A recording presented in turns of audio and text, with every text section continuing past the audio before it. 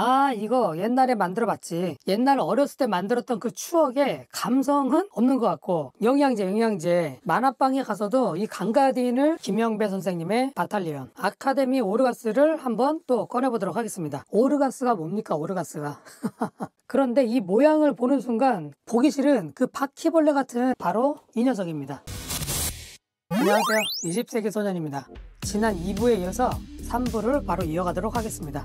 2025년 지금까지도 명실상부 온리원 단 하나 남은 완구회사, 우리들이 어렸을 때 추억에 있었던 그 아카데미 회사가 아직도 현존하고 있잖아요.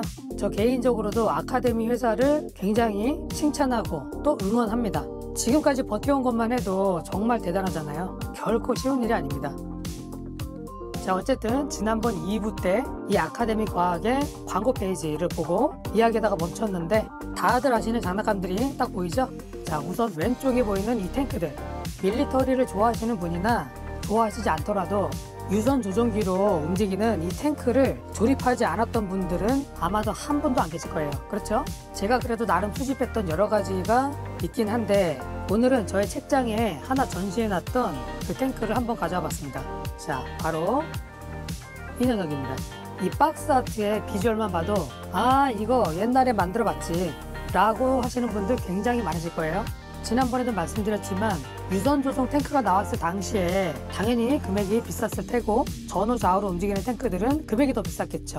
그래서 저처럼 용돈이 좀 작은 친구들은 비교적 좀 저렴한 제품을 구매를 하게 되는데, 자, 박스 아트를 먼저 살펴보면 헌팅 타이거 탱크, 독일 전차죠. 카세트 모터박스, 등판 능력 45도의 강력한 힘. 그 당시에는 이런 유선 조종 자동차나 이런 탱크들이 얼마나 빨리 가느냐, 그리고 각도 몇 도까지 올라갈 수 있느냐, 약간 이런 것들로 친구들끼리 서로 상중하를 다투곤 했었죠. 자, 사이드 측면 반대쪽 역시 자매품 다른 탱크들도 이렇게 홍보를 하고 있습니다.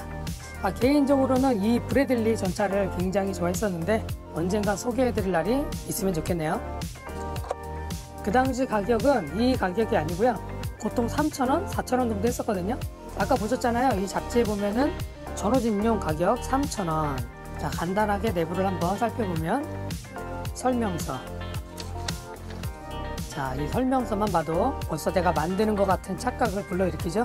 모터랑 기어를 한 공간 안에 만들어서 선을 연결하지 않아도 작동이 되는 그 방식이잖아요. 예전에는 이런 방식이 아니고 하나하나 선을 연결해서 작동을 했기 때문에 이렇게 모터에다가 선을 연결하고 그냥 이렇게 꼬아서 했단 말이에요. 아는 형네 집에는 인두기가 있었기 때문에 딱 납땜을 해놓으면은 그래도 좀 튼튼한데, 그렇지 않은 경우는 선을 돌돌 말아서 고정을 하기 때문에 작동이 원활하지 않았던 취약점이 있었죠. 자, 제가 탱크를 좋아하지만 참 싫었던 그 이유, 이 바퀴 때문이에요. 바퀴 때문에. 이 탱크마다 바퀴를 일일이 만들어서 여기 안에다가 하나씩 꽂아줘야 되는데 너무 귀찮았어요. 게다가 옛날 도르코 칼로 하나씩 다듬다 보면은 시간이 그냥 너무 소요가 돼서 귀찮아짐이 발동했었던 그런, 그래도 밀리터리 좋아하시는 분들은 또 그런 맛에 조립을 하신다고 하는데 저는 잘 모르겠습니다. 그리고 안에 띠지는 제 기억에 이 4가지를 다 가지고 있는 것 같긴 한데, 나중에 박스를 꺼내게 되면 한번 보여드리고요. 이 카세트 박스에 들어가는 부품들과 기어들이 보이죠? 이거는 상부. 네, 이 안에 전사지도 보입니다. 자, 이 탱크 같은 경우는 요즘에 마트를 한번 가보시면 거의 절반 정도 완성이 되어 있는 카세트 박스에 간단하게 조립만 하면은 바로 탱크가 완성되는 그런 제품들을 판매를 하고 있잖아요. 그래서 제가 옛날 추억에 한번 사본 적이 있었어요. 조립 자체는 굉장히 쉽고 완성도도 뛰어나지만 뭐랄까, 옛날 어렸을 때 만들었던 그 추억의 감성은 뭔가 좀 없는 것 같고, 그렇다고 이런 옛날 제품이나 배선을 하나하나 해줘야 되는 그런 제품을 또 만들어 보겠다고 하면 작동이 안 되는 경우도 있고, 심지어 고무로 만들어진 그 캐터필러 아시죠? 그 부분이 세월을 이기지 못하고 너무 약해져서 다 끊어집니다. 그러다가 화딱지가 나서 버렸던 기억도 있거든요. 그래서 이런 탱크들은 만드는 용도가 아니고 그냥 수집하는 용도로 사용하시고, 차라리 돈을 조금 더 주고 이미 완성된 RC 탱크를 구매하시는 게 훨씬 낫지 않을까, 그런 생각이 또 듭니다. 자, 잡지로 다시 돌아와서 제가 마음 같아서는 이런 오토바이나 무스탕 전투기 그리고 여기 있는 거 다 꺼내고 싶어요. 저의 여건상 꺼내기 쉬운 것들만 일단 여러분들께 보여드리고 있는데 오늘은 바로 이 녀석 아카데미 오르가스를 한번 또 꺼내보도록 하겠습니다. 프라모델을 보여드리기 전에 이 소년 경향도 마무리를 해야 되니까 한번 쭉 넘겨보도록 할게요. 미니막스 영양제 이 손오공 그림이 있는 거 기억나시죠? 우리 부모님께서는 절대 이런 걸 사주실 여력이 안 되셨는데 이모님이나 고모님께서 이런 영양제를 사오셨거든요. 그래도 TV에 나오는 영양제이기 때문에 뭔가 기분이 되게 좋았었던 것 같아요. 자, 오른쪽에는 이상무 선생님의 만화가 보이고요. 워낙 유명한 작가님이시고 대부분 그 당시의 만화들은 어려웠던 그 시대상을 그대로 낱낱이 보여주는 스토리들이 많았기 때문에 주인공들이 대부분 힘든 삶을 살았던 그런 스토리들이 주를 이루었습니다. 이양원 선생님의 정글북, 우리가 알고 있는 그 정글북에 대한 스토리를 내용을 조금 각색해서 또 그리신 게 아닌가. 한희작 선생님의 만화, 우리가 잘 알고 있는 허클베리 핀 국내판으로 약간 각색이 되었을 거라 생각합니다. 이우정님의 돌풍 야생마. 지금 생각이 난 건데 보니까 만화 하나하나마다 분량이 굉장히 짧거든요. 장수로 보면은 한 10장? 15장도 안 되는 것 같은데 한 달에 2권이 나오는 이유를 이제 알 것 같습니다. 아홉 장? 총 20페이지도 안 되는 분량이기 때문에 이 내용으로 보자면 스토리를 이어가기에는 조금 짧은 분량이지 않았나. 제가 정말 좋아하고 보고 싶었던 강가딘 만화. 저는 강가딘 만화만 보면은 뭔가 모르게 또 먹먹하고 그 애절한 느낌이 있어요. 이게 스푼 만화는 아니고 코믹 만화거든요. 만화방에 가서도 이 강가딘을 봤던 걸 또 보고 그랬던 기억이 나거든요. 그리고 안타깝게도 2021년인가 이 만화를 그리신 김삼 선생님께서 돌아가셨다는 소식을 듣고 마음 한켠이 또 굉장히 무거웠던 또 기억이 있습니다. 시간이 흐르면서 이제 이런 만화들은 점점 잊혀져 가기 때문에 관련된 피규어나 장난감이 나오지도 않을 것이고 이 만화를 아시는 분들도 점점점 기억 속에서 사라지겠죠. 자, 그리고 김영배 선생님의 바탈리언. 그 당시에 이런 SF 만화를 그리신 분이 별로 없었었는데 물론 여러 가지 카피 이슈도 많고 잡음들이 좀 있었지만 당시의 시대상이나 문화의 흐름을 보면은 또 어쩔 수 없는 부분이기도 하고요. 이거 봐요. 벌써 끝나. 너무 짧아요. 이렇게 짧으면은 계속 내용이 끊기기 때문에 그래서 한 달에 2권씩 나왔었나 봅니다. 마지막 광고 페이지까지. 여기 하단에 두더지 잡기 게임. 이런 장난감은 지금도 나오죠. 아이들이 너무나 좋아하고. 자, 이렇게 책을 끝까지 봤는데 이 책을 마무리하기 전에 아까 말씀드렸던 이 오르가스 프라모델을 간단하게 한번 보여드리고 마무리하도록 하겠습니다. 자, 카메라 세팅부터 다시. 자, 이 오르가스 로봇에 대해서는 여러분들이 아시는 분들도 계실 것이고 모르시는 분도 계실 거예요. 왜냐하면 약간 호불호가 갈리는 마이너한 로봇이기 때문인데 여러분들이 너무나 좋아하시고 잘 아시는 초시공세기 마크로스, 그 로봇에게 등장하지 않았던 기체이기도 하고 인기가 별로 없었던 버전이거든요.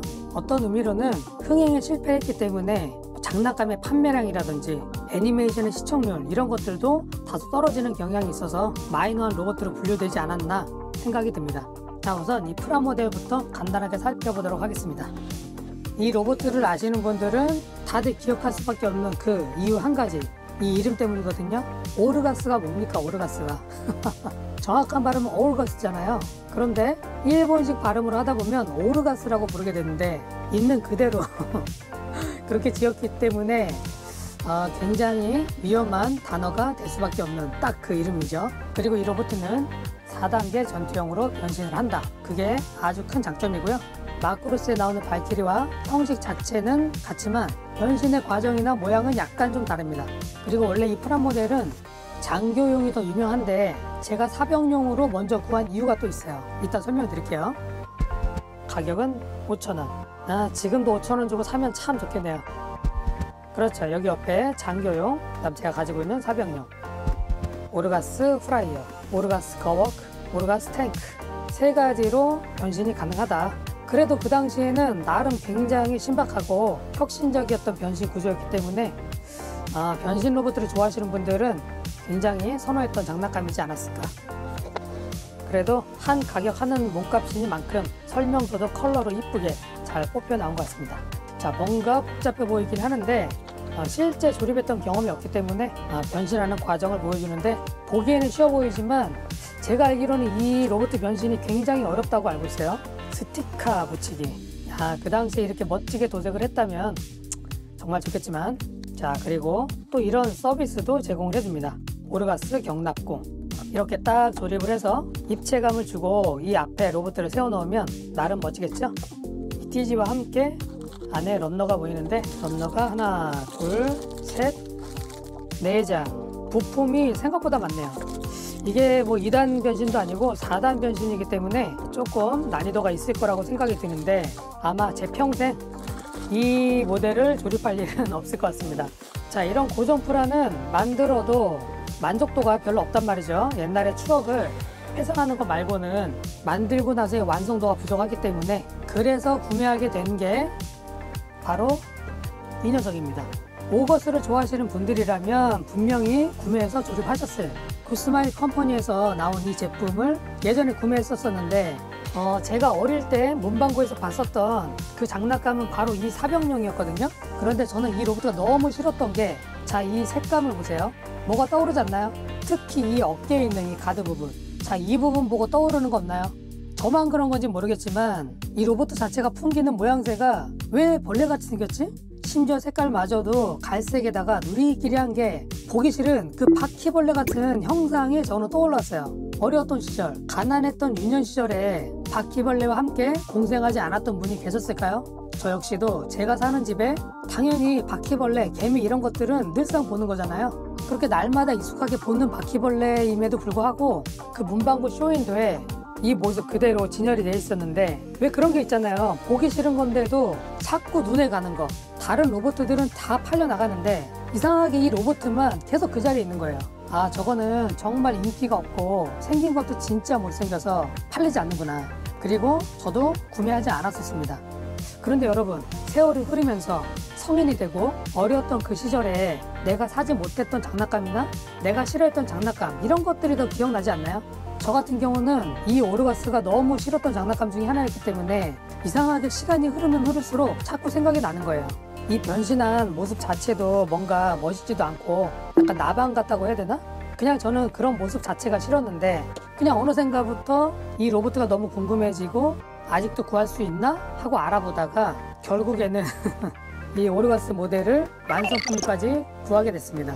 그 완성품을 좀 꺼내려고 하다가 역시 또 못 꺼내서 최근에 이 모델로이즈 시리즈, 이 모델을 보관하고 있었는데, 이번에 이 소년경향 잡지를 소개를 하다가 이 오르가스 장난감도 또 눈에 띄고, 그래서 조만간 이 오르가스 입에 붙어가지고 이 오거스 장교용 모델을 한번 조립을 해보려고 합니다. 사실은 완성품을 가지고 있기 때문에 굳이 조립을 해야 되나 생각을 했는데, 제가 직접 조립하는 프라모델은 또 만드는 과정 속에서 또 재미가 있잖아요. 짬이 나는 대로 한번 완성을 해서 여러분들께 다시 한번 소개해 드리도록 하겠습니다.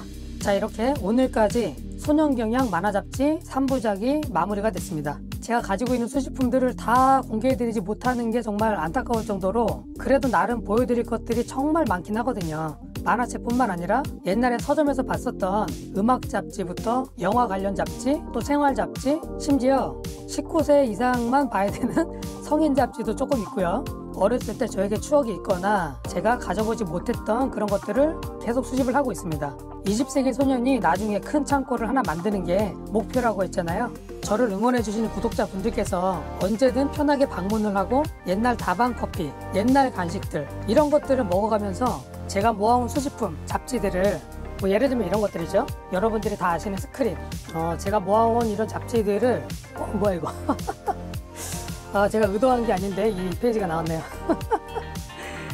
웃긴다. 네. 아무튼 이런 잡지들을 직접 여러분들이 한 장씩 넘겨가면서 읽어볼 수 있는 기회를 드리면 참 좋겠다는 생각을 해봤어요.